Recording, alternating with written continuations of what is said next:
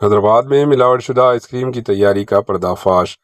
Hyderabad city commissioner task force اور G H M C کے food safety افسرز نے مشراباد P S limits کے باپوجی نگر میں واقع آئس کریم تیار کرنے والے سینٹر پر اچانک چھاپہ مارا۔ چھاپے کے دوران پولیس نے اشوک نامی شخص کو گرفتار کر لیا، جو بغیر کسی قانونی لائسنس کے نہایت ہی غیر صحت بخش ماحول میں ایکسپائرڈ خام مال کے ذریعے آئس کریم تیار کر رہا تھا۔ تحقیقات میں یہ بات سامنے آئی کہ ملزم بغیر کسی گورنمنٹ اجازت نامے کے بڑے پیمانے پر ملاوٹ شدہ آئس کریم تیار کر کے ہول سیل اور ریٹیل صارفین کی معیاری پروڈکٹ کے نام پر فروخت کر رہا تھا اور غیر قانونی منافع کما رہا تھا۔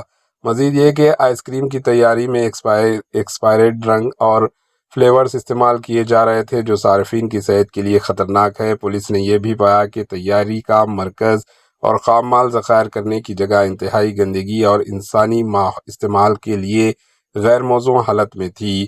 چھاپے کے دوران پولیس نے تقریباً 1,75,000 روپے کی مالیت کی 3,759 مختلف اقسام کے آئس کریم تقریباً 1,252 لیٹر ضبط کیے، جس میں 400 litre vanilla, 320 litre butterscotch, 120 litre American nuts, 120 litre strawberry, 80 litre dry fruit, 60 litre mango, 20 litre cream and کوئز شامل ہے۔ Bureau report, H news.